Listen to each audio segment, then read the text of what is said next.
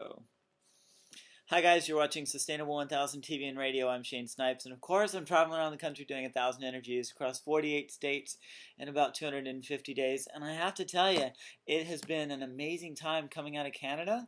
I was in Montreal a couple days ago, and I've been in Burlington, Vermont now, and now I've come down here to see Concord, New Hampshire, which I think I said that right, because You did. I know Yeah. how things are down here. I used to live in Boston, as some of you guys know, and I love Beantown. New England has this great charm to it, and I'm fascinated that that's where you guys are located with your business. Why is that? Grew up here in New Hampshire, and Dad taught at Dartmouth College, and pretty much stayed around here since. A lot of traveling in between, but Yeah, yeah, yeah. raised a family here. So is it a family thing, and can you run a successful design business like you're doing? I mean, how do you find businesses, companies, people who are Internet, interested? of course, just like Yeah. you're using it here. Hmm. Yeah, that's our primary form of advertising. We do attend a lot of conferences throughout the year. And tell the audience sort of how did you discover this niche that you found, which is creating natural playgrounds. That goes back, we've actually been in business around 11 years. So it goes back all those 11 years and even a little bit before that. But I'm what they call an artist in residence here in New Hampshire. I'm an architect, and so I go into schools and I teach kids how to design. I used to anyway, when I had the time. Teach kids how to design and build things. And one day, a woman from Girls Inc., which is a national program helping at-risk girls, teenage girls, Right. called me up and asked if I could help them teach their kids how to build things. And I said, I'd love to do that. It'd be fabulous. So I asked how many girls. There were 13 teenage girls. And I said, what do you want to do? And she said, birdhouses. And I said, great. I'd love to do that. And I said, how long is the program? He said, 13 weeks. And I said, what are we going to do after the first week? So I went down there and looked at their headquarters, and they just torn out a playground. And I said, why don't we fuss around back here and give the kids something to play with? So we did. And at the same time, they were installing some typical, what they call pole and platform equipment, which is the metal, plastic kind of stuff you see, and sometimes made out of wood as well. And when we finished our stuff that we had done, using the land and using some rocks and things like that, they opened both playgrounds, and all the kids sort of gravitated toward the natural things and stayed away from the plastic stuff. Oh, So I figured there was something going on there. yeah, that's a great learning. Yeah. It really is. Yeah. And from there, you just came up with different ways to connect, manipulate the natural world to make it something that kids can enjoy, or Yeah, I don't know how you played when you were a child, but when I was a kid, a stick yeah, could be everything exactly, and anything. exactly. But I grew up here in New Hampshire, and during the summer times, we had my dad had bought a small farm. It wasn't a working farm, but a lot of woods and fields and things like that. And I was kind of a loner, and I'd just go out and I'd play. Play in the stream, climbing trees, making forts, making bows and arrows, and all in the woods and things like that. All day long. All day long.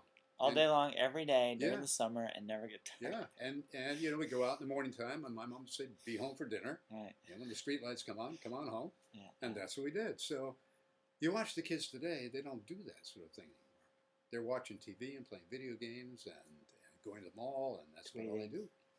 Tweeting, Facebooking. They They have their phones. Yeah, they totally do. And with the iPods in their ears, and that's their play. Right, right. And psychologically, have you seen over the 11 years, have you seen people, schools, teachers, people who are in the field, notice that there's a difference with the children who play in different environments? Absolutely. There's a lot of research. The last probably 15 years, but probably more focused on the last 8 or 10 years, been a tremendous amount of research done on children in nature and nature. And they find that kids who are exposed to nature do better on tests, they score higher on tests, they're better able to concentrate, they're sick less often. I mean, there's a whole range of reactions that kids have to not being exposed to nature. And as they grow older, the same thing with adults. When they're not exposed to the out of doors, they suffer all kinds of debilities. Yeah, that's so true. One of the things that I think nature allows us to do is be fit in a very spontaneous, um, it's not a machine that we're sitting on doing the same Right. action over Right. and over Right. again, whether It's it's a running or constant whatever. challenge. Colors are changing all the time. The breeze is blowing things, so the shapes change all the time. Shadows change all the time. So it's a constant adaptation your body has to make, whether it's your mind, your eyes, what you're hearing, and so on. Versus just sitting in front of something and watching something kind of come at you, the same sort of stuff all the time, or just sitting around doing nothing. Yeah.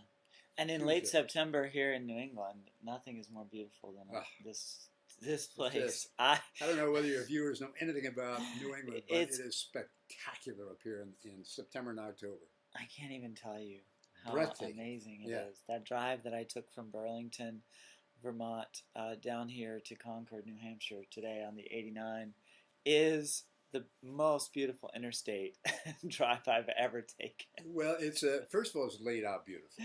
So It that's, is. That's It one thing. curves The around. views and the curves Yeah. and things. But this season, your listeners or your watchers may not know, but this season it's the fall season up here in New England, and so colors on the leaves change. And because we have such a variety of hardwoods up here, the colors are all over the place. They're from purple to reds to sometimes deep, deep blue kind of things to, of course, various shades of greens and browns and golds and tans. And it's amazing the colors that come out of these things. Yeah. It is fantastic. And I think, coming back to the nature discussion and talking about kids, what were some of the things in the beginning that you sort of thought about as, here are the basics of what I think a natural playground should be?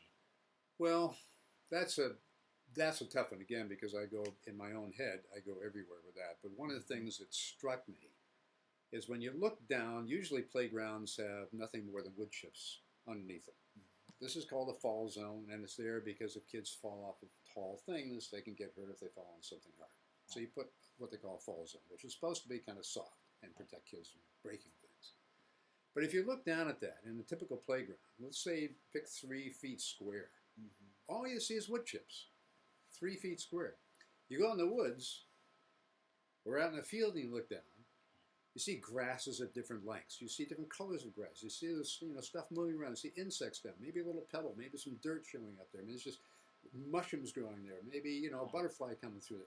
Just stuff happening in that little tiny area.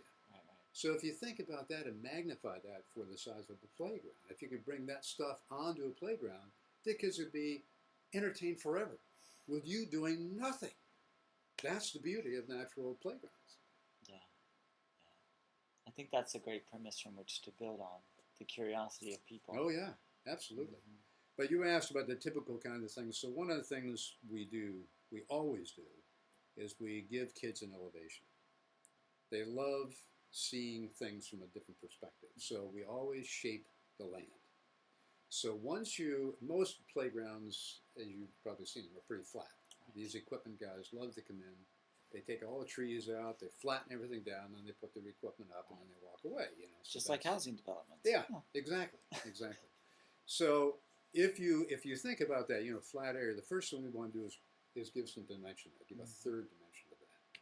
So as soon as you go up, and for little kids, we work with kids from infants in child care centers, infants to 5, 6 years old, depending on their after-school programs, sometimes up to 12. And then we do a lot of work in elementary schools, Montessori schools, so we can go all the way up. And then we do some work with retirement homes and things like that. We try to integrate young with old. So you can appeal to all ranges. But for a young kid, up to 4 or 5 years old, a 4 or 5 foot hill, and it's about this tall. It's not big, but to them, it's huge, and it's like a mountain. Right. So we create these mountains with the foothills and with the boulders around. And so as soon as you go up, you can start doing things like you can put a slide built right into the hill. Right. That's different from a tower with a slide on it, because kids always are running up the slide backwards. They're going climbing up the tower, and then they fall off the tower. Somebody pushes them. Right. But if you build a slide right into the hill, it's safe. There's no place to fall off the sides. You run it backwards, you're not going to fall off. It's that whole thing. So you go up, you can put a slide in the hill, you can put tunnels in the hill, you can put caves, rock climbing walls up the side. You can put streams kind of flowing down the sides of things. So it just opens up a whole new world. And I have to say, it's odd because I'm so in nature, and I've never seen one of these playgrounds around. And In fact, I use playgrounds a lot because I'm out on the road all the time, and I actually use the equipment playgrounds early in the morning before the kids get there to do workouts a lot of times instead of going to the gym. So it's a great way for me to be physical and to get some workouts, pull-ups, things like that, so I can stay buff. I'm just kidding. Wait a minute. Hey, we're gonna come back in just a second. We'll take a quick break, and we're gonna take a bunch of your questions in the next segment. Thanks a lot for continuing to watch. This is Roy King, and he's here with Ron King, and we were just chatting about the playgrounds. He's gonna tell us his website because I want folks to know that before we go to break. www.naturalplaygrounds, that's plural, .com. Excellent. Naturalplaygrounds.com. That's it. And of course, there's going to be lots more information and blogs and questions and other things on our website. And guys, go to his website, send him your questions about things, and get inspired. Go to your community centers and find out what kind of playgrounds they have planned in the future. This sounds like a really cool opportunity to transform what playgrounds are as sort of a mechanical thing to a sustainable natural thing, which I love. All right, stay tuned, guys. I'm Shane Snipes. Ciao.